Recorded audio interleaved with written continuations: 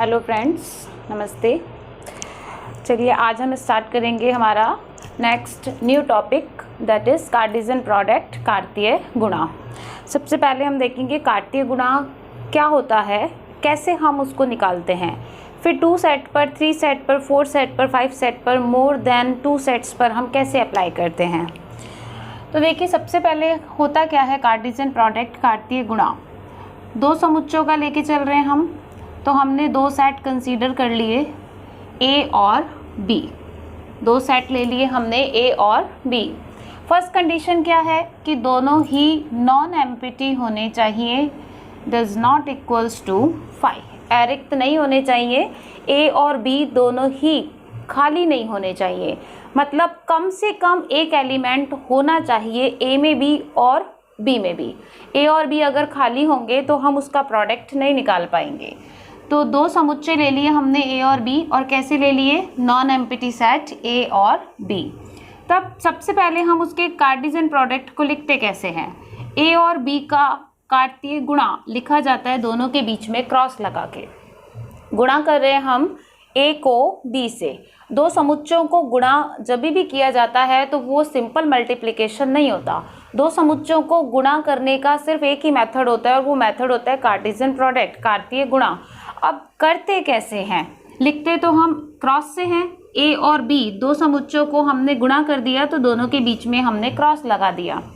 अब यहाँ पर जब हम 2 समुच्चयों को गुणा करते हैं, तो क्योंकि जैसे मैंने आपको पहले की वीडियोस में बताया कि समुच्चय क्या होता है, समुच्चय एक कवर होता है।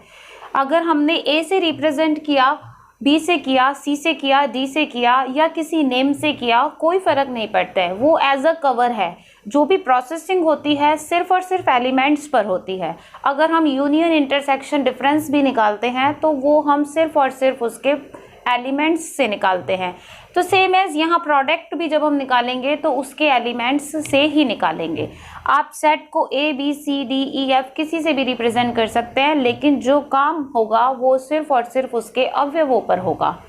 तो ए हमारे पास एक सेट है, बी हमारे पास दूसरा सेट है, और जब हम दोनों का प्रोडक्ट निकालेंगे तो ये एक नया सेट बन जाएगा ए क्रॉस बी। और हम 2 समुच्चयों के अवयवों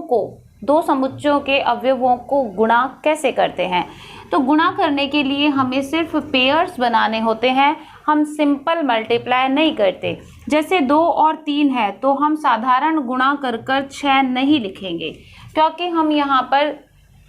हम यहाँ पर सिंपल मल्टीप्लिकेशन नहीं कर रहे हैं, यहाँ पर हम कार्टेशियन प्रोडक्ट कर रहे हैं, तो इसीलिए हम सिंपल मल्टीप्लाई नहीं करेंगे। तो फिर कैसे मल्टीप्लाई करेंगे, तो हम दोनों समुच्चयों के एलिमेंट्स को लेकर एक पेयर बनाएंगे। और वो पेयर कैसा होना चाहिए, दोनों समुच्चयों के एलिमेंट को लेकर एक पेयर बनाएंगे, और वो पेयर होना चाहिए आपका ऑर्डर्ड पेयर होना चाहिए, क्रमित युग्म होना चाहिए। क्या मतलब है ऑर्डर्ड पेयर का, कि क्रम का उसके अंदर महत्व होना चाहिए। दैट मीन्स आप उसके क्रम को, सीक्वेंस को नहीं बदल सकते। जो एलिमेंट फर्स्ट पोजीशन पर आ रहा है वो फर्स्ट पर ही होगा, और जो सेकंड पर आ रहा है वो सेकंड पर ही होगा। अगर आप इंटरचेंज करते हैं तो फिर उस पेयर की वैल्यू चेंज हो जाएगी। तो हमें यहाँ पर 2 समुच्चयों को गुणा करने के लिए क्या बनाने पड़ेंगे, पेयर बनाने पड़ेंगे। किस तरीके से गुणा होते हैं 2 समुच्चय, दोनों समुच्चयों के एलिमेंट्स को लेकर हम पेयर्स बनाते हैं। और सारे पेयर्स, जितने भी पॉसिबल पेयर्स बनेंगे, सारे पेयर्स को ब्रैकेट के अंदर जब लिख देते हैं तो वो सेट बन जाता है। और जैसे ही हम पेयर्स को ब्रैकेट के अंदर लिखेंगे वो सेट बनेगा। तो वो सेट कौन सा कहलाएगा, तो वो सेट कहलाएगा 2 समुच्चयों का कार्तीय गुणा, कार्टेशियन प्रोडक्ट ऑफ 2 सेट्स। देखिए ज़रा पेयर हमें कैसे बनाने हैं। एक एलिमेंट लेना है हमें ए में से, और एक एलिमेंट लेना है हमें बी में से, और हमने दोनों को एक स्मॉल ब्रैकेट के अंदर बंद कर दिया। तो अब ये ए कॉमा बी बन गया आपका ऑर्डर्ड पेयर। लेकिन ये ऑर्डर्ड तभी कहलाएगा जब हम आगे मेंशन करेंगे कि ए हमने किस में से लिया, कैपिटल ए में से, और बी हमने किस में से लिया, कैपिटल बी में से। जब भी हम 2 समुच्चयों का कार्तीय गुणा निकालते हैं, 2 समुच्चयों को गुणा करते हैं, तो हमें दोनों समुच्चयों के एलिमेंट्स को लेकर क्रमित युग्म बनाना पड़ता है। तो क्रमित युग्मों का समुच्चय क्या कहलाता है? कार्तीय गुणा।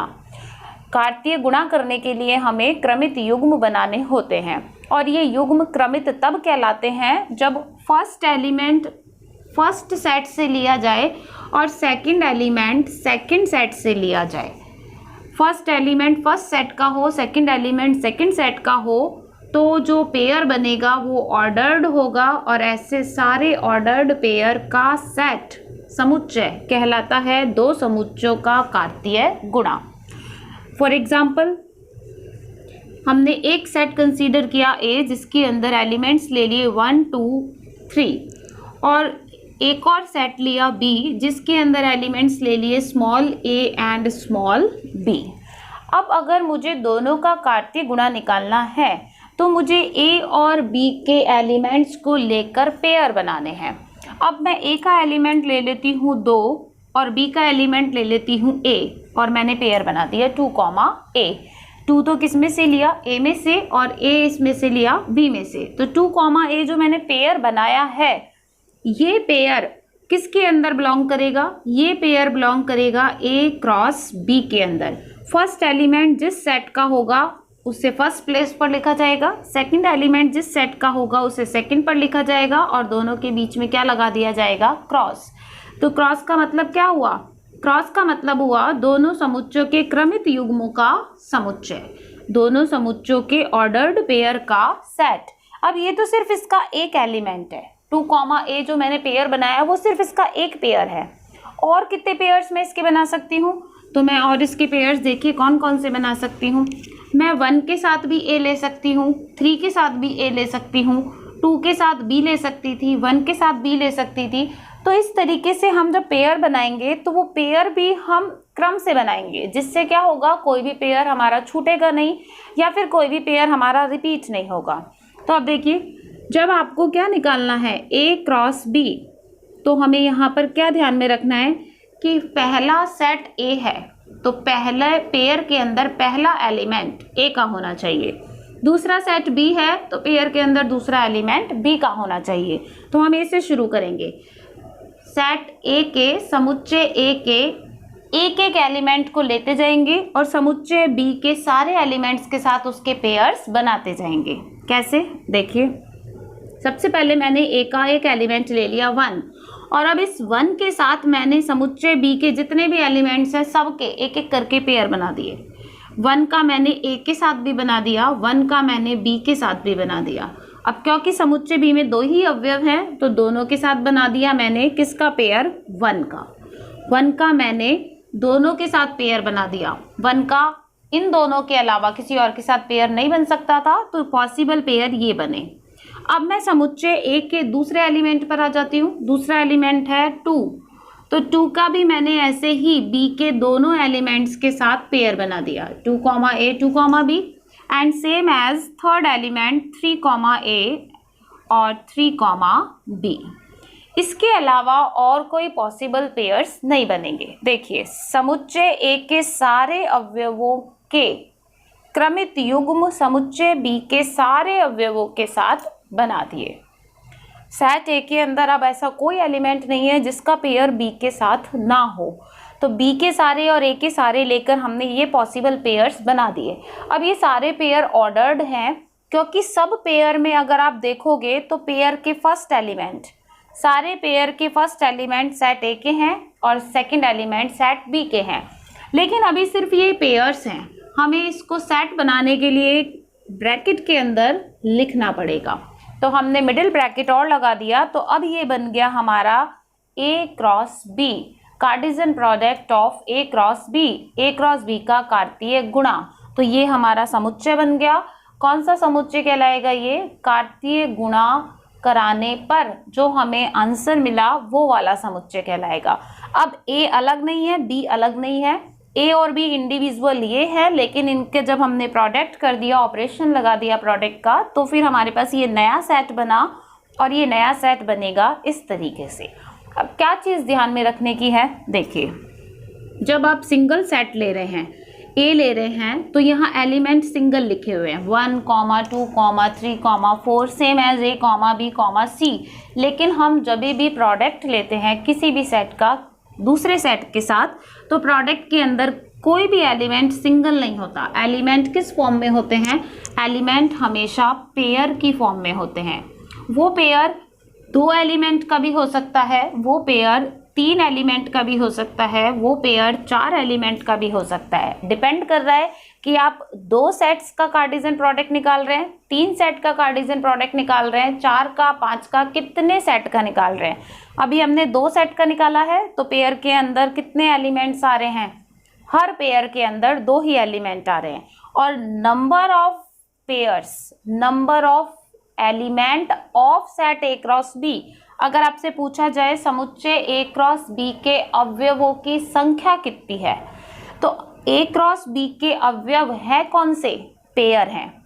तो इसका मतलब अगर हमें number of elements A cross B में बताने हैं तो हमें पेयर्स गिनने पड़ेंगे। कितने पेयर्स बने? 1 2 3 4 5 6। तो पेयर्स हमारे पास 6 बने, तो ए क्रॉस बी के अंदर कितने अवयव कहलाएंगे? ए क्रॉस बी के अंदर कहलाएंगे 6 अवयव। नंबर ऑफ एलिमेंट्स कितने हो जाएंगे? ए क्रॉस बी के अंदर नंबर ऑफ एलिमेंट्स हो जाएंगे 6। आप पूरे को एक एलिमेंट काउंट करेंगे, पूरे पेयर को एक एलिमेंट काउंट करेंगे, तो इस हिसाब से नंबर ऑफ एलिमेंट हो गए 6। हम डायरेक्ट भी बता सकते हैं। कैसे बता सकते हैं? ए के अंदर कितने एलिमेंट हैं? 3। बी के अंदर कितने एलिमेंट हैं? 2। तो ए क्रॉस बी के अंदर नंबर ऑफ एलिमेंट होते हैं ए के एलिमेंट मल्टीप्लाई बी के एलिमेंट, और 3 को 2 से मल्टीप्लाई करेंगे तो कितने पॉसिबल पेयर्स बनेंगे? हमारे पास 6 बनेंगे। तो अगर हमें 2 समुच्चयों के कार्तीय गुणा में अवयवों की संख्या बतानी होती है तो हम दोनों समुच्चयों के अवयवों को गुणा कर देते हैं, साधारण गुणा। दोनों समुच्चयों के अवयवों की संख्या को अगर हम साधारण गुणा कर दें तो वो होता है दोनों के कार्तीय गुणा में अवयवों की संख्या। ए क्रॉस बी में number of elements in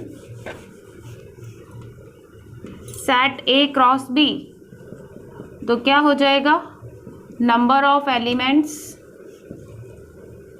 in set A multiply, या सिंपल मल्टीप्लाई यहाँ पर इस तरीके से भी लगा सकते हैं, लेकिन क्योंकि हमने यहाँ क्रॉस कार्टेशियन प्रोडक्ट के रूप में काम में लिया है तो हम इसको डॉट से रिप्रेजेंट कर देते हैं। Number of elements in set B, समुच्चय ए में अवयवों की संख्या मल्टीप्लाई समुच्चय बी में अवयवों की संख्या किसके बराबर होती है? Total number of elements in set A cross B के अंदर। अब सेम एज अगर मुझे बी क्रॉस ए निकालना है, जैसे यहाँ ए क्रॉस बी निकाला है, ऐसे ही मैं बी क्रॉस ए भी निकाल सकती हूँ। ए क्रॉस बी का मतलब मैंने ए को बी से गुणा किया है, ए को बी से गुणा किया है। अब अगर मुझे बी क्रॉस ए निकालना है तो क्या मतलब हुआ कि मैं बी को मल्टीप्लाई कर रही हूँ ए से। अब बी को मल्टीप्लाई जब ए से करेंगे तो भी पेयर्स ही बनेंगे, क्योंकि कार्टेशियन प्रोडक्ट का मतलब ही क्या है? दोनों सेट्स के एलिमेंट लेकर पेयर बनाना। लेकिन अब जब मैं पेयर बनाऊंगी तो वो ऑर्डर्ड कब कहलाएंगे? जब उसके अंदर फर्स्ट एलिमेंट बी का होगा और सेकंड एलिमेंट ए का होगा। तो अब बी से शुरू करना है, बी के एलिमेंट्स का पेयर ए के एलिमेंट्स के साथ बनाना है। तो देखिए बी से शुरू करते हैं, हम ए को ले लिया, ए का पेयर 1 के साथ, ए का पेयर 2 के साथ, ए का पेयर 3 के साथ बना लिया सबके साथ। अब बी का सेकंड एलिमेंट ले लिया, बी का पेयर 1 के साथ, बी का पेयर 2 के साथ एंड बी का पेयर 3 के साथ। यही आपके पास टोटल पेयर्स बनेंगे बी क्रॉस ए के अंदर। तो अब ए क्रॉस बी जब हमने बनाया तो यहाँ पर आगे नंबर ऑफ एलिमेंट 6, और जब हमने बी क्रॉस ए निकाला तो भी नंबर ऑफ एलिमेंट्स कितने आ गए? यहाँ भी नंबर ऑफ एलिमेंट्स कितने आ गए? 6 आ गए। क्यों आए 6? क्योंकि जब आप number of element B cross A के निकालोगे तो भी तो फॉर्मूला यही रहेगा, number of element in B multiply number of element in A. और क्योंकि ये सिंपल मल्टीप्लाई है तो ये कम्यूटेटिव लॉ को फॉलो करता है। दैट मीन्स आप ए के अवयवों को बी से गुणा करें या बी के अवयवों को ए से गुणा करें, 2 × 3 करें या 3 × 2 करें, ऑलवेज आंसर क्या आएगा? 6 आएगा। तो अभी number of elements in A cross B, number of elements in B cross A same है, लेकिन क्या एलिमेंट भी सेम है? क्या ए क्रॉस बी के अंदर वही एलिमेंट हैं जो बी क्रॉस ए के अंदर हैं? देखिए ए क्रॉस बी में है 1 कॉमा ए, जबकि बी क्रॉस ए में है a comma 1। A cross B में कौन सा एलिमेंट है? एक एलिमेंट है a कॉमा 1 और दूसरे में एलिमेंट है 1 कॉमा a। क्या ये दोनों पेयर बराबर हैं? क्या ये दोनों पेयर बराबर हैं? नहीं। क्यों नहीं है दोनों पेयर बराबर? क्योंकि यहाँ पर हम दोनों पेयर को ऑर्डर्ड बोल रहे हैं, क्रमित बोल रहे हैं, और क्रमित का मतलब ये है कि हम इनके क्रम को आपस में नहीं बदल सकते। अगर a और 1 को इंटरचेंज कर दिया तो ये नया पेयर बन गया और ये पेयर इस पेयर के बराबर नहीं है। a is not equal to 1 and 1 is not equal to a, तो ये दोनों पेयर बराबर नहीं होंगे। तो a क्रॉस b का कोई सा भी पेयर b क्रॉस a के बराबर नहीं है। तो यहाँ से दो इम्पॉर्टेंट रिजल्ट हमें क्या मिलते हैं? दो इम्पॉर्टेंट हमें रिजल्ट्स ये मिलते हैं। फर्स्ट रिजल्ट तो हमें ये मिलता है कि a cross b is not equal to b cross a, यानी कि कार्तीय गुणा क्रम विनिमय नहीं होता, कम्यूटेटिव लॉ सेटिस्फाई नहीं करता। a cross b is not equal to b cross a, that means a को b से गुणा करना और b को a से गुणा करना हमेशा बराबर नहीं आएगा। a cross b is not equal to b cross a क्रम विनिमय के नियम को कभी भी कार्तीय गुणा संतुष्ट नहीं करता। रेयर केसेस में, पर्टिकुलर एग्जांपल्स में कर सकता है, लेकिन हम एक स्टैंडर्ड रिजल्ट की बात करें तो कार्तीय गुणा, कार्टेशियन प्रोडक्ट कभी भी क्रम विनिमय के नियम को संतुष्ट नहीं करेगा। सेकंड रिजल्ट हमें क्या मिला?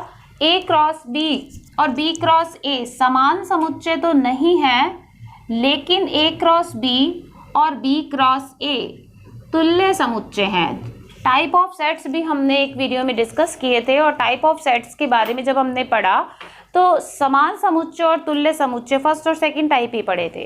क्या होते हैं समान समुच्चय? जिन दो समुच्चयों में अवयव और अवयवों की संख्या दोनों समान होती है उसे हम समान समुच्चय कहते हैं, और जिसमें अवयवों की, केवल अवयवों की संख्या समान होती है उसे हम तुल्य समुच्चय कहते हैं।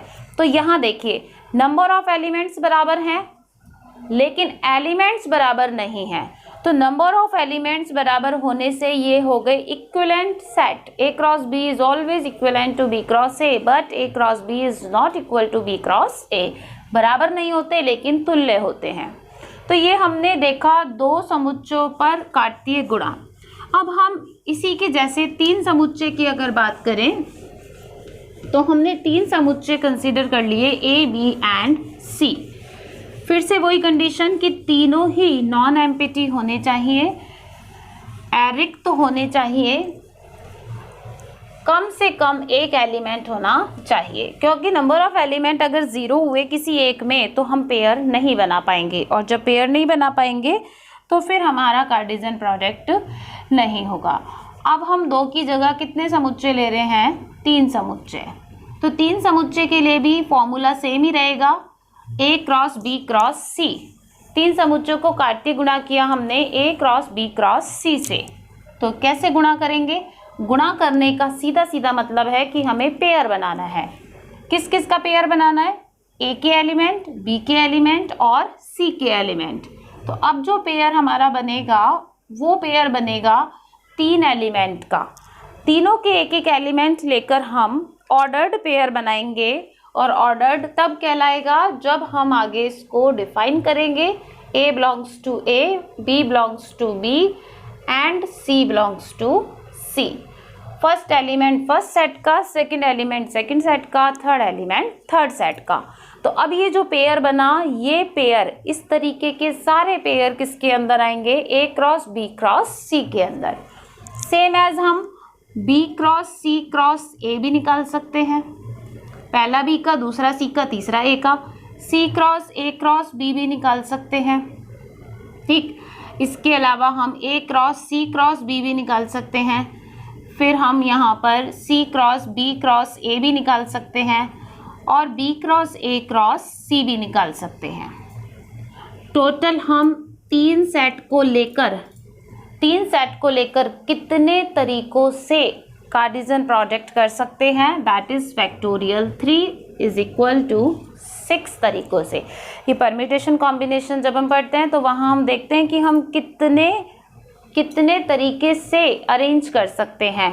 परम्यूटेशन यहाँ पर निकाला हमने कि कितने सेट हैं हमारे पास, 3 सेट हैं, 3 समुच्चय हैं, और 3 समुच्चयों को हम कितने तरीकों से अरेंज कर कार्टेशियन प्रोडक्ट निकाल सकते हैं। तो 3 समुच्चयों को हम फैक्टोरियल 3 तरीकों से अरेंज कर सकते हैं, और वो अरेंजमेंट्स ये रहे, first A, second B, third C, B C A C B, C A B, और C cross B cross A, and last B cross A cross C. तो आपको जो भी कार्तीय गुणा निकालना है सिर्फ ऑर्डर का ध्यान रखना है। अब एक एग्जाम्पल हम 3 समुच्चयों का भी ले सकते हैं। देखिए, सेट ए ले लिया जिसके अंदर एलिमेंट्स 1 2 3, सेट बी जिसके अंदर एलिमेंट्स ले लिए मैंने पी क्यू, और सेट सी जिसके अंदर एलिमेंट्स ले लिए अल्फा एंड बीटा। ठीक, सबसे पहले तो ए क्रॉस बी क्रॉस सी जब हम निकालेंगे तो कितने पॉसिबल पेयर्स बनेंगे, ये आप एबीसी को देखकर ही बता सकते हैं। A cross B cross C में कितने पेयर बनेंगे, number of element in set A multiply number of element in B multiply number of element in C. तो नंबर ऑफ एलिमेंट्स या number of pairs in A cross B cross C कितना हो जाएगा, A cross B cross C में अवयवों की संख्या हो जाएगी 3 × 2 × 2 यानी कि 12। कितने पेयर बनेंगे, 12 पेयर बनेंगे। जैसे हमने ए क्रॉस बी में फॉर्मूला लगाया, ए × बी वाला, ए के अवयव × बी के अवयव, same as A cross B cross C में हम किसके अवयव मल्टीप्लाई करेंगे, तीनों के, ए के, बी के और सी के। ए में अवयवों की संख्या, बी में अवयवों की संख्या और सी में अवयवों की संख्या को गुणा करने पर हमें मिलता है तीनों के कार्तीय गुणा में कुल अवयवों की संख्या, और कार्तीय गुणा में जो अवयव होते हैं वो पेयर होते हैं। तो टोटल पेयर कितने बनेंगे, टोटल पेयर 12 बनेंगे। अब 12 में से कोई सा भी पेयर मिस ना हो और कोई सा भी पेयर रिपीट ना हो, उसके लिए क्या सिस्टमेटिक हम वे यूज में लेंगे। तो देखिए, कोई भी पेयर रिपीट नहीं हो, कोई भी पेयर छूटे नहीं, सारे 12 पेयर डिफरेंट बने, तो उसके लिए हम किस तरीके से करेंगे।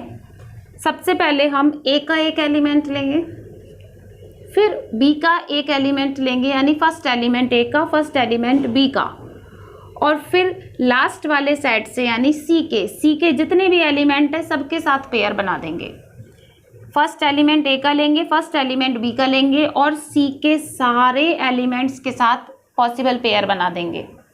फिर फर्स्ट एलिमेंट ए का, सेकंड एलिमेंट बी का, और फिर सारे एलिमेंट सी के लेकर, फिर ऐसे ही जब बी का भी सारा हो जाएगा, फर्स्ट सेकंड थर्ड फोर्थ जितने भी हैं, फिर हम ए का सेकंड शुरू करेंगे।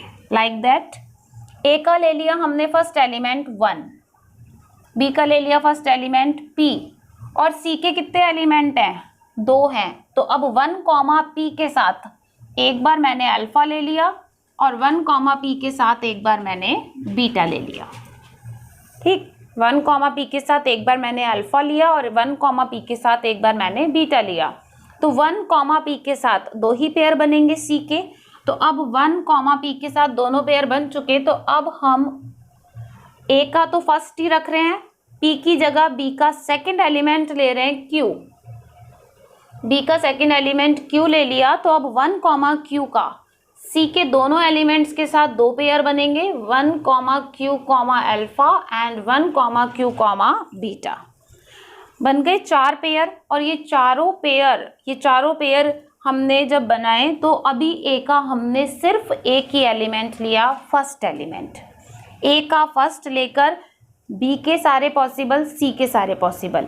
अब 1 का काम खत्म हो गया, तो अब हम ए का सेकंड एलिमेंट लेते हैं। ए का सेकंड एलिमेंट है 2, फिर से 2 का, b का फर्स्ट और c के दोनों, 2, p alpha, 2, p, beta, same as 2, q और अल्फा और 2q beta.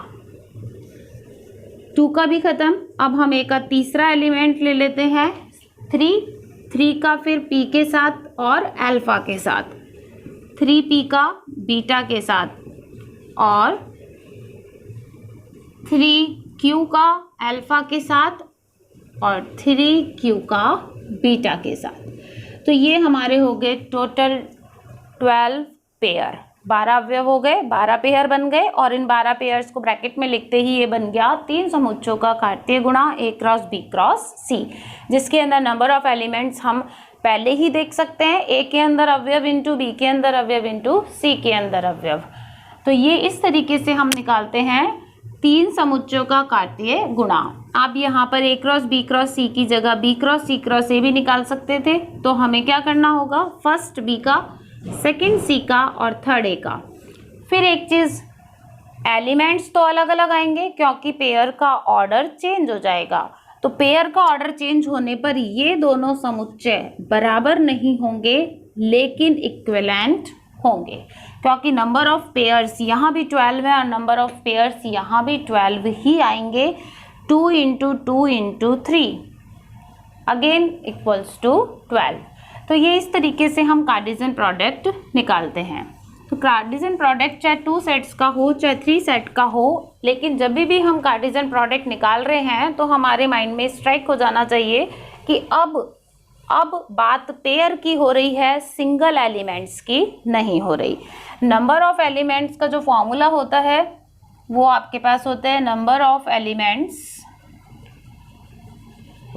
In A cross B is equal to m into n, where m and n, where m है, क्या है m यहाँ पर, where m number of elements in set A और n हो जाएगा number of elements in set B। B में अवयवों की संख्या, A में अवयवों की संख्या को हम सिंपल मल्टीप्लाई करके कार्टेशियन प्रोडक्ट में नंबर ऑफ एलिमेंट्स को बता सकते हैं। ऐसे ही अगर A cross B cross C होगा तो m into n into Q या P या R 3 का प्रोडक्ट कर देंगे। तो ये फॉर्मूला होता है। 2 इंपॉर्टेंट रिजल्ट क्या हमने यहाँ पर देखे कि A cross B is not equal to B cross A, कार्तीय गुणा कभी भी क्रम विनिमय नहीं होता। और थर्ड रिजल्ट देखा हमने A cross B is equivalent to B cross A, तुल्य होते हैं क्योंकि नंबर ऑफ एलिमेंट्स दोनों में बराबर होते हैं। तो ये हमने आज का टॉपिक डिस्कस किया कार्टेशियन प्रोडक्ट के ऊपर, जहां हमने प्रोडक्ट देखा 2 सेट का, 3 सेट का और इसी तरीके से आप 3 से ज़्यादा 4, 5, 6 कितने भी सेट का कार्टेशियन प्रोडक्ट निकाल सकते हैं। बस प्रोडक्ट जब भी हमें निकालना है तो हमें क्या दिमाग में रखना है कि अब हमें पेयर्स बनाने हैं और पेयर्स ऑर्डर्ड होंगे। ऑर्डर्ड का मतलब फर्स्ट सेट का एलिमेंट फर्स्ट, सेकंड से सेकंड, थर्ड से थर्ड लेकर हमें पेयर बनाने हैं। तो थैंक यू फॉर वॉचिंग मी। अगर आपको पसंद आए तो इसे लाइक और सब्सक्राइब कीजिएगा। बाय।